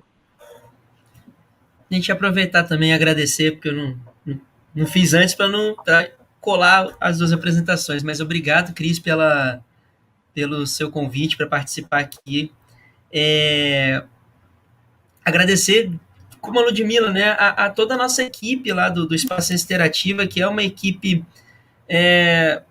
fenomenal, e que todo mundo trabalhando junto, em consonância, para fazer aquilo lá acontecer e funcionar. E é um espaço pequeno, mas que é grande em ações, assim. A gente tenta fazer o melhor que a gente pode, né? E como Ludmila fosse, principalmente os nossos mediadores e os nossos estagiários, a gente não estava fazendo nada aqui nesse período de pandemia. Obrigada, Christian. Obrigada, Ludmila. Sensacional, né? Cheio de dicas maravilhosas, cheio de ânimo, gente. Eu estava aqui, assim, que vontade, né, de poder visitar. Eu tenho muitas postagens aqui no chat, como eu quero visitar, outros já estão fazendo planos. É isso mesmo, gente. Anotem no caderninho essas visitas presenciais, que nesse momento, infelizmente, não podemos fazer, mas que logo poderemos, né? Mas a gente ainda pode aproveitar para fazer as várias dicas que a Ludmila e o Christian trouxe para a gente das visitas virtuais, né? As consultas, as possibilidades virtuais, então vamos aproveitar aí. São muitas. Como vocês mesmos disseram, a equipe é tudo, né? Os alunos, os professores, os técnicos que participam fazem essa força. Estão aqui postando, muitos deles aqui lá do Museu de Ciência Interativa, né? Estão até interagindo aqui com a galera do ECOI e de outros locais aqui também. Muito bacana. Christian e Ludmila, muito obrigada por compartilhar, né, dos conhecimentos, das experiências, das vastas experiências de vocês no Museu de Ciência Interativa, nas redes sociais e em tantas outras aí vivenciadas. Muito obrigada. E a gente passa agora, então, para algumas perguntas. Tem gente aqui cheio de curiosidades para que vocês possam trazer mais informações para nós. Vamos lá? Vamos lá. Vou fazer perguntas casadinhas aqui, hein? A dona Regina Costa pergunta o seguinte: como a divulgação científica pode contribuir no combate à fake news? A Ludmila chegou a fazer a ressalva da pergunta do Charles, indicando lá, mas ele vai te apertar aqui, que vai te perguntar também, Ludmila. Em tempos de distanciamento social, como fazer divulgação científica em museu? Quem quer iniciar, Ludmila, Christian? Acho que essa pergunta meio que já foi um pouquinho respondida, né, durante a apresentação. Como que a gente pode fazer, em tempos de distanciamento social, fazer divulgação científica em museus? É isso, né, que eu coloquei. Trabalhar arduamente nas redes sociais, porque é por onde as pessoas acessam conteúdo. Embora existam os sites dos museus, as pessoas acabam acessando mais as redes sociais. Então, investir bastante em redes sociais, como o ECOI está fazendo agora também com o Instagram. Estou vendo que o Instagram do ECOI está bombando. É isso aí. E não só redes sociais também, principalmente o TikTok, que agora está na moda pra caramba, o TikTok. A gente tem que conversar, inclusive, eu e Christian, depois para a gente fazer um TikTok lá para o nosso ECI. Mas também existem vários espaços que estão trabalhando com visitas virtuais. Então, a gente tem o Museu da Vida, que já está disponibilizando para o público lá no site visita virtual, que é a visita 360, as exposições. No Rio de Janeiro, no mundo, existem outros museus que vocês podem estar acessando, não só de ciência, mas museus em geral. Vocês podem, inclusive, acessar o Google Museum Views, que é um aplicativo do Google que já disponibiliza visita virtual a vários museus do mundo inteiro. Tá, ok? Então fica a dica aí. E a pergunta da Regina, eu vou deixar para o Christian responder. Como divulgação científica pode contribuir o combate da fake news? Tá. Ainda em relação aos museus, tem museu também que está fazendo visita, não aquela visita virtual ativa, né, que você pega e vai entrando dentro de cada parte do museu, mas tem museu que está fazendo uma visita mais passiva também, que é um mediador, vai até o museu e grava um vídeo dentro do museu fazendo a mediação do espaço, né? Inclusive, acho que é uma coisa que a gente pode pensar em fazer, mas a gente tem, tem alguns museus fazendo isso. A questão deixa eu tirar aqui um fone, com 2 fones no ouvido, fica esquisito. A questão como que a DC pode ajudar nesses tempos de fake news, a gente tem uma live falando sobre isso, né? Que a gente fala sobre isso, mas a gente... Acho que um dos principais papéis da divulgação científica em relação a isso é informar a população e tentar trazer uma cultura científica, né, para a população, no sentido de como que você olha para uma reportagem e percebe se ela é falsa, se ela não é falsa. E aí eu vou até repetir o que eu falei na live lá, que é o seguinte, as fake news, elas ainda tem, talvez futuramente elas consigam burlar um pouco isso, mas ainda tem cara de fake news. Como que você sabe que é? Primeiramente, o assunto geralmente é uma coisa muito espetacular, né? É uma coisa assim que ela é surpreendente, parece que só você está sabendo daquilo, então você tem aquela informação que ninguém mais tem, te dá essa sensação, sabe, de que você tem uma informação exclusiva, e justamente por te dar essa sensação é que ela acaba te cativando para que você acredite que aquilo é verdade, né? Então usa muito aquela coisa da conspiração, né, das teorias da conspiração para te prender. Outra coisa, muitas vezes as fake news, a maioria das vezes elas têm erros de português, erros de concordância, são mal escritas, né? Encontra às vezes uma informação em looping, então às vezes você tem, ela começa falando, olha, sei lá, vou dar um exemplo aqui bem bobo, né? Mas sei lá, descobriu-se que a beterraba cura o câncer, e aí o fulano de tal foi curado, e aí não sei o que, e a beterraba cura o câncer, então ele fica falando que a beterraba cura o câncer várias vezes para poder botar isso na tua cabeça, sabe? Além disso, você também tem a questão do conhecer um pouco quem está falando. Então, por exemplo, às vezes o cara vai falar, sei lá, se eu disser para vocês aqui, sei lá, que vamos botar assim, a Xuxa falou que quer que as criancinhas vão pro inferno. Cara, peraí, a Xuxa não falou um negócio desse, não é possível, sabe? Então, assim, você tem que prestar atenção, pô, quem é a pessoa que estava dizendo que disse não sei o quê, né? Você tem que... Do nada, uma pessoa que sempre falou uma coisa, de repente ela está falando outra. Não tá bem, não é bem por aí. E outra coisa importante de fake news é que ela nunca apresenta quem está falando. Tipo assim, tem aquela informação, mas quem está falando aquela informação não se apresenta. Ele não diz, aqui é o fulano de tal falando tal coisa. Então, assim, a divulgação científica, ela atua muito nessa área de tentar explicar para as pessoas como funciona a ciência e como que elas podem entender, como que elas podem observar que aquelas fake news são de fato fake, né? Além de trazer também informações confiáveis. E aí para você não cair em fake news, ao invés de você acreditar no WhatsApp da vovó da tia, né? Você pega e vai procurar em fontes confiáveis, né? Então, no YouTube de instituições como a nossa, né? Ou existe um canal do YouTube que ele te traz, ele te direciona para vários canais de ciência, que é os Science Vlog, né? VLOGS Brasil, e tem o Science Blog também, né? Dos blogs. Então você pode entrar nesses dois e procurar ali canais confiáveis de ciência, tá? Enfim, eu acho que esse é o papel da divulgação, é tentar meio que abrir os olhos da população nessa maluquice que a gente está vivendo agora.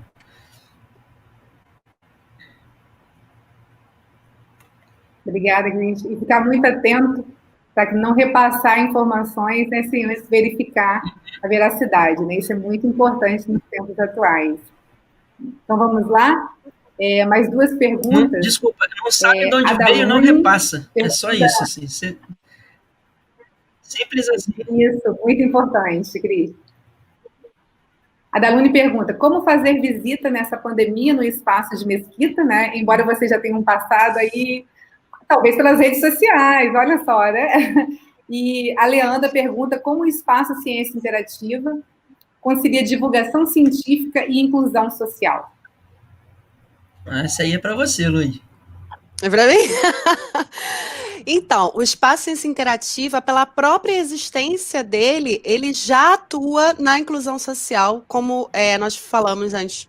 A gente fica localizado no município de Mesquita, que é um município da Baixada Fluminense. A Baixada Fluminense, para quem não conhece, é uma região em que existem muitas pessoas vivendo em situação de vulnerabilidade social, onde o IDH, infelizmente, comparado a outros municípios, é baixo. Então, só pela nossa própria existência e pela nossa inserção nesse local, nós já atuamos intrinsecamente com a inclusão social, né, quando a gente faz a popularização da ciência para pessoas que não costumam acessar esse tipo de dispositivos culturais. Vide a localização da maioria dos museus de ciências que a gente tem no estado do Rio de Janeiro, onde a gente tem uma maior concentração de museus de ciências localizados no município do Rio de Janeiro, e não só no município, mas nas zonas centro e sul, e zona sul do município do Rio de Janeiro. Então, a gente realmente tem esse agregado, que acaba se tornando muito distante para populações que vivem em regiões mais periféricas, o que acaba realmente distanciando essa população desses espaços. Então, a inserção do nosso espaço nesse município da Baixada Fluminense já é uma atuação voltada para a inclusão social. Além disso, nós desenvolvemos projetos tanto de pesquisa quanto de extensão por meio dos professores que atuam no campus Mesquita, voltados também para a divulgação científica com um olhar de inclusão social, né? Quando a gente fala... Por que eu fico me repetindo e falo sempre divulgação e popularização? Divulgação e popularização. Não sei se vocês lembram das definições que o Christian trouxe no início da palestra dele, da fala dele. Divulgação científica é um grande leque que abarca difusão da ciência, disseminação da ciência, comunicação científica entre os pares. E quando a gente fala de levar essa ciência ao público não especializado, quando a gente fala de levar esse conhecimento científico para pessoas que não tem acesso a esse tipo de conhecimento, a gente fala de popularização da ciência, né? Então, a popularização da ciência, ela também em si já atua para a inclusão social daquele indivíduo que geralmente é excluído dos debates relacionados à ciência e tecnologia. Então, nesse sentido, a gente também atua na popularização da ciência voltado para a inclusão social. E a gente tem também, falando mais especificamente das nossas práticas, e saindo um pouquinho da teoria, a gente tem o programa ECE itinerante, em que a gente atende, era essa palavra que eu queria. A gente atende principalmente escolas localizadas na própria Baixada Fluminense, é o nosso público principal, no sentido de interiorização dessas atividades de popularização da ciência e, dessa forma, fazendo a inclusão social por meio da popularização dos conhecimentos científicos. Acho que eu consegui responder, se não, fala aí no chat de novo que a gente fala de novo. Christian, complementar? Não, é isso. Perfeito. Foi bom que você... quando eu falei no início da coisa sobre divulgação científica, eu não especifiquei tanto igual você fez agora, né? Mas foi bom que fez essa diferenciação. Ótimo. Vou para mais duas aqui, viu? O pessoal está bem animado. A Lúcia Ferreira pergunta: em tempos de informações simplificadas, qual a importância e os cuidados que devemos ter com a tradução da ciência nos museus? E a Carla Lima pergunta: e já pensaram em elaborar algum tipo de aplicativo para celular que possa ajudar nessa divulgação científica? Vamos lá. Eu não sei se eu entendi, eu não sei se eu entendi essa questão do tempo de informações simplificadas, eu não sei. Eu vejo mais... posso responder essa aí? Porque porque eu acho que eu captei um pouquinho, em tempos de informação simplificada, acho que é aquela informação que vem direto, sem nenhum aprofundamento, que pode levar, inclusive, ao entendimento equivocado daquele determinado conhecimento científico, né? Isso a gente tem bastante. Inclusive, eu não vou mencionar o nome da revista, mas meus alunos sabem, porque a gente falou disso semana passada, inclusive, na aula que a gente está tendo aula remota, né? Na pós-graduação. Então, a gente falou isso na disciplina de divulgação científica. Não vou falar aqui ao vivo o nome da revista, mas tem uma revista aí que é de divulgação científica, que ela faz uma simplificação tão grande do conhecimento científico, que ela acaba levando a uma interpretação errada mesmo daquele conhecimento, de tão simplificado que ela tenta ser. É claro que a gente entende que isso não é uma má índole, vamos dizer assim. Isso não é ruim, esse entendimento da pessoa, enfim, da revista. Então eles estão fazendo de propósito, para disseminar a informação errada de propósito. Não, eles querem atingir o maior número possível de pessoas, de modo que essas pessoas tentem ter interesse pela ciência, pelos conhecimentos científicos, mas acaba pecando pela absoluta simplificação de determinados conhecimentos que acabam realmente levando a um conhecimento equivocado. Como que a gente combate isso? A gente tenta evitar o termo tradução, né? A gente realmente tenta, porque quando a gente fala, o Christian até usou na palestra dele tradução, mas era realmente para exemplificar o que ele estava falando. Mas quando a gente está falando mesmo de como a gente vai fazer na prática, a gente tenta evitar esse termo tradução, porque realmente não é fazer a tradução em si ao pé da letra, porque senão também o público não vai entender. Mas é uma transposição. É a mesma língua, né? Exato. É uma transposição da linguagem, né? A gente transpõe a linguagem técnica que existe nos artigos e faz a transposição para uma linguagem mais informal e mais popular, realmente para conseguir atingir o maior número possível de pessoas, principalmente pessoas que não são da área. Eu acho que foi, né? Me perdi. E assim, só complementando, Lud, agora eu entendi o que você está falando, é porque eu não conheço, não sei que revista que você está falando, não. Que bom! Enfim, você é desses que fala o nome. Eu não conheço. Mas essa transposição de linguagem, ela é muito difícil de fazer. Ela não é simples de fazer. Justamente por conta de você deixar a coisa fácil de entender, sem perder o conteúdo científico da coisa. Então, para vocês terem uma ideia, a maior parte dos museus de ciência, quando vão fazer uma exposição, eles não fazem isso sozinhos, eles sempre contam com a ajuda de pessoas da área daquele tema, né, para poder ter o conteúdo científico daquilo ali. Então, a nossa exposição, por exemplo, a gente teve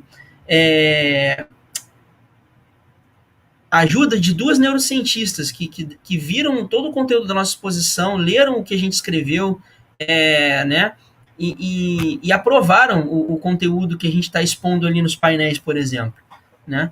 Então, assim, a gente não é fácil. A Ciência Hoje, por exemplo, que é uma revista de divulgação científica importantíssima no nosso país, ela, quando vai escrever os seus artigos, até mesmo a Ciência Hoje das crianças, quando vai escrever os seus artigos, é um bate e volta com o pesquisador, né? O pesquisador escreve o artigo, a ciência hoje faz um trabalho ali de simplificar um pouco mais a linguagem, manda para o pesquisador de novo, o pesquisador lê, vê se está tudo bem, não, você que simplificou demais, vamos melhorar, sabe? Até que o artigo fique pronto e saia na revista. Então, não é um trabalho simples de fazer. Não é só que a gente brinca, né, com os nossos alunos lá no curso, falando que não é só botar inha que a criança vai entender, né, quando você vai fazer divulgação científica para criança, né? Se eu vou virar para a criança e falar, olha, gente, tem um átomozinho com um eletrãozinho, isso não vai fazer a criança entender do que eu estou falando, né? Então, assim, é muito mais complicado do que parece fazer esse trabalho de transposição de linguagem. E qual é a outra pergunta? É de aplicativo para divulgação científica. Ah, sim. Cara, no nosso espaço a gente ainda não pensou em relação a isso nada, não. Não tem nenhuma... Até onde eu sei, a gente não tem nenhum movimento em relação a isso. Né? Não do Museu de Ciência. A gente tinha, há um tempo atrás, teve um aluno de mestrado lá da UF, se não me engano, que agora, inclusive, ele é doutorando do nosso IFRJ, ele está fazendo doutorado em ensino de ciências lá no campus Nilópolis. Ele desenvolveu um aplicativo para celular que é muito similar ao Google Maps de museus de ciência, que é o Cata Ciência.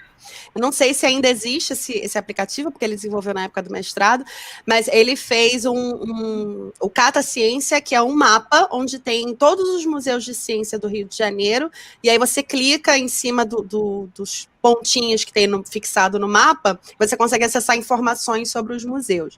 Esse é um aplicativo que eu sei que tinha, Luiz Felipe Santoro, se não me engano o nome dele. Aplicativo é uma coisa que vai muito além do que a gente acha que é. Porque assim, não é fazer o aplicativo, botar lá no Google Play ou no Apple Play lá e a pessoa baixar. Para o aplicativo funcionar, você tem toda uma infraestrutura por trás dele que você precisa gastar dinheiro com aquilo, manter aquilo, ter uma equipe para ficar mantendo aquela infraestrutura. Então não é uma coisa simples, assim, faz o aplicativo e bota lá que tá legal, sabe? Então, esse tipo de estrutura hoje, o nosso campus não tem. Então, assim, a gente não tem como fazer um aplicativo e botar isso lá, né? Mas é uma coisa que futuramente a gente pode pensar. Não, até porque, se vocês pensarem em aplicativos de divulgação científica, vocês não vão achar, porque é raro a gente achar, até num contexto mundial. Por quê? Porque divulgação científica não é o fim. Eu não vou fazer um aplicativo de divulgação científica. Não, eu vou usar algum aplicativo para fazer a divulgação científica. Então, você tem aplicativos até de jogos. A própria Fiocruz, ela desenvolveu, não sei se vocês conhecem o joguinho, aí eu vou falar o nome, nem sei se pode. Minecraft. Todo mundo conhece Minecraft, né? A Fiocruz desenvolveu o Fiocraft, que é o Minecraft da Fiocruz. Então, que também é um aplicativo, você consegue baixar o aplicativo, mas, de novo, né, não é um aplicativo de divulgação científica. É um aplicativo que pode ser usado para fazer divulgação científica, né? Porque a divulgação científica, eu falo isso até com os meus alunos, divulgação científica não é o fim, ela é o meio pelo qual você faz a popularização do conhecimento científico, né? Ela é o meio pelo que você vai usar para poder realmente fazer ciência de modo mais simplificado. E aplicativos dessa forma, vocês podem usar vários. Existem vários aplicativos aí pelo mundo que vocês podem estar fazendo para trabalhar a divulgação científica. Inclusive, Angry Bird. Vocês podem usar o Angry Bird para falar de física, por exemplo, de fazer divulgação de conhecimentos relacionados à física. Enfim, são só alguns exemplos aí que a gente pode abrir a mente para pensar, é verdade, eu posso usar isso para fazer divulgação científica. Várias alternativas, né, Lud? Várias alternativas, ferramentas e vários TCCs, olha só, várias dicas para isso. Últimas perguntas aqui, gente, excelente. A pergunta da Dinamara. O Espaço Ciência Interativa desenvolve projetos em parceria com outras instituições públicas ou privadas? E a Juliana pergunta: como a divulgação científica pode contribuir para combater o desmatamento e a degradação ambiental? E deixa eu só. Essa primeira pergunta me fez lembrar um comentário que eu queria fazer da outra pergunta. Dos aplicativos, o Christian falou, né? A gente não tem suporte técnico, físico, mental, para poder estar fazendo para poder elaborar esses aplicativos. Mas eu queria pontuar uma coisa muito importante. A maioria dos espaços, não estou falando todos, né? Mas a maioria dos espaços de divulgação e popularização da ciência no Brasil são vinculados a instituições públicas. São, em sua maioria, também vinculados a universidades públicas. Ou seja, eles vivem e sobrevivem com financiamento destinado a essas instituições públicas. Então, dito isso, pensem nesse contexto como é difícil desenvolver e manter um aplicativo dentro desse cenário. Era só isso que eu queria comentar, que eu acabei esquecendo. Desculpa. Sobre a primeira pergunta, a gente faz, né? A gente tem, principalmente com outras instituições públicas, parcerias, como a gente tem com a UF, a UFRJ, né? E a gente desenvolve atividades juntos, né? Com instituições privadas, eu não me lembro agora da gente ter alguma, ou se já teve. Não me lembro. Mas, assim, atualmente a gente tem uma parceria muito forte com a UF, né, com o pessoal do Ciências Sob Tendas, o Gustavo e a Luciane, né, com a Casa da Ciência também, principalmente através da Lívia, né, e a gente já teve uma parceria muito forte com o MAST, mas hoje a gente se afastou um pouco. A gente tem parceria com vários museus, parceria oficial e extraoficial, né, e oficiosa. Extraoficial tem várias outras, né? Tem várias. A gente tem parceria de longuíssima data com o Espaço Ciência Viva, que foi o que o Christian trouxe para a gente como o primeiro museu de ciência participativo do Brasil, que fica no bairro da Tijuca, no Rio de Janeiro. Então, a gente tem a parceria com a SCV, né, o Espaço Ciência Viva, com a Casa da Ciência, com o Museu Ciência e Vida. A gente também tem uma parceria extraoficial aí também de troca de ideias, de conhecimentos, um compartilhando com o outro, com a Fundação CCIERJ também, por meio de alguns colaboradores que vêm dar curso para a gente, vêm atuar nos nossos cursos de extensão. O Quintal da Ciência, que é um museu de ciências localizado em Nova Sepetiba, uma região de altíssima vulnerabilidade social, e a gente tem uma parceria grande com esse espaço, um orgulho de dizer que a gente tem parceria com o Quintal da Ciência, com o ECOI, a gente também tem parceria com o ECOI, por meio da figura da Cristiana, e é isso. Se eu ficar falando aqui, eu vou ficar o dia inteiro falando das parcerias que a gente faz aí. E a outra pergunta era... Como a divulgação científica pode contribuir para combater o desmatamento e a degradação ambiental? Essa a Cristiana vai responder.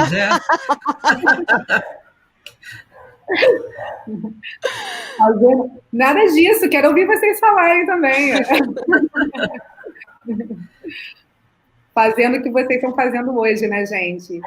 Divulgando conhecimento através de uma transposição de linguagem que chegue a todos. Todas.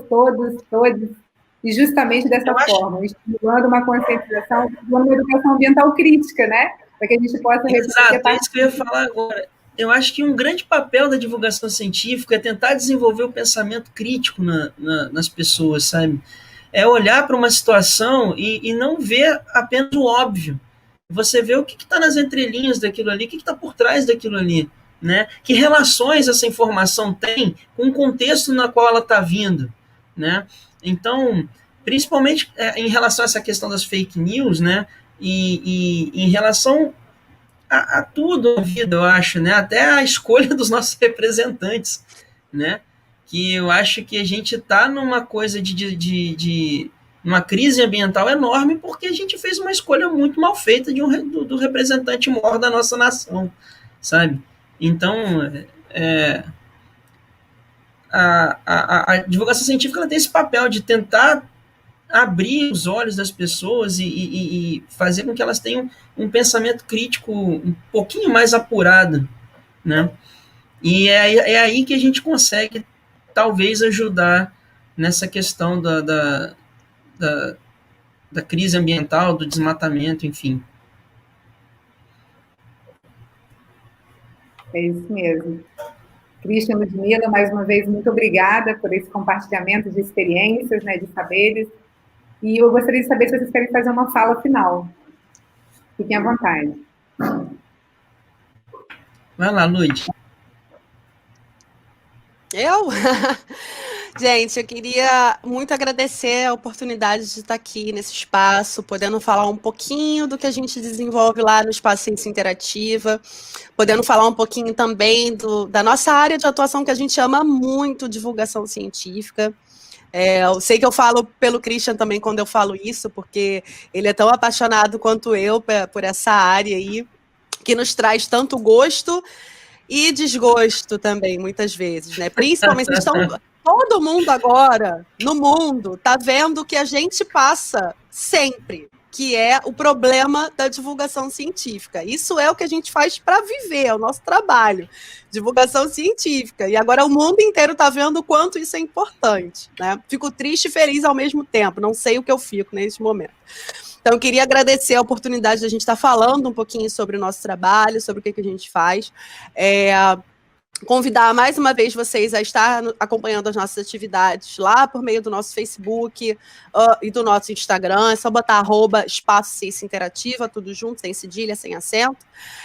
Agradecer a Cristiana mais uma vez pelo convite de estar aqui. Gratidão a todos, todas e todos que ficaram até agora, 9h20 da noite, ouvindo a gente falar. Gratidão, gratidão a todos vocês, nossos alunos que participaram aqui ativamente do nosso chat, nossos alunos lá da pós. Convidar vocês também para irem lá fazer a nossa pós em Educação e Divulgação Científica, para irem visitar o nosso espaço. E deixo a palavra, então, com o coordenador do Espaço Ciência Interativa para fazer o fechamento, então, da nossa fala. E parabéns, ECOI, pelo curso, parabéns pelas iniciativas de divulgação e divulgação e popularização científica relacionadas à temática ambiental. Parabéns a vocês por esse trabalho lindo que vocês desenvolvem.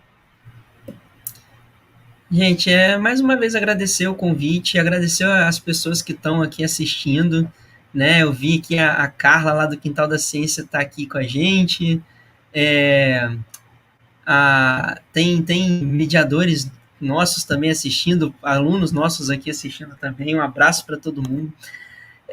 Falar do nosso espaço agora cada vez mais me dá mais saudade, vontade de voltar para lá, cara. Cada vez que eu vejo uma foto dessas aí, dá um aperto no coração, sabe? De saber que tem aquele espaço lindo nosso fechado e a gente não pode usar e não está podendo fazer nada.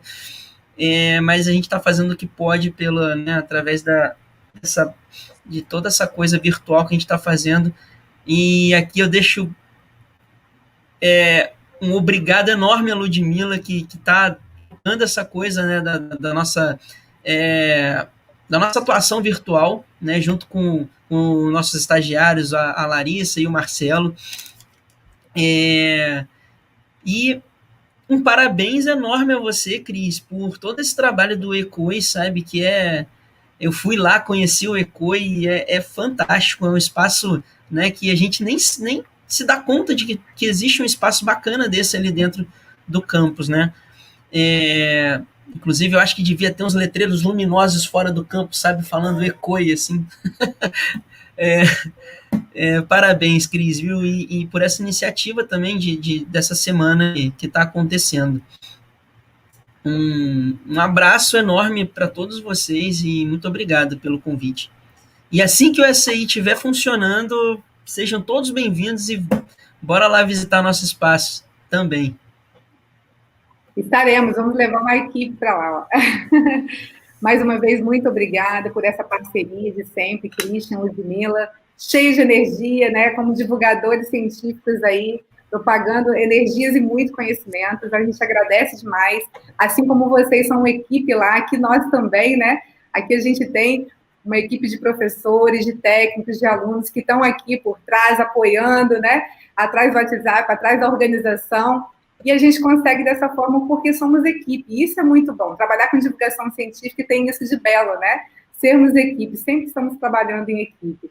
Eu agradeço demais por vocês participarem, por vocês contribuírem com esses conhecimentos, essa experiência, esse ânimo também, que mesmo nesse momento tão difícil, né, de pandemia, mas que a gente possa ter mais esperança para o que vem depois, estar presencialmente aí, visitando esses espaços, conheça, pessoal, mais museus, onde no seu entorno, na sua cidade, no seu estado, aqui a gente tem pessoas de estado diferente, do Espírito Santo, Rio de Janeiro, de vários estados que postaram aqui, conheçam esses museus, mas enquanto a gente não pode presencialmente, vamos virtualmente, né, conhecer esses espaços e já planejar as nossas visitas presenciais. Então, Cris, posta de novo o link do guia para o pessoal baixar.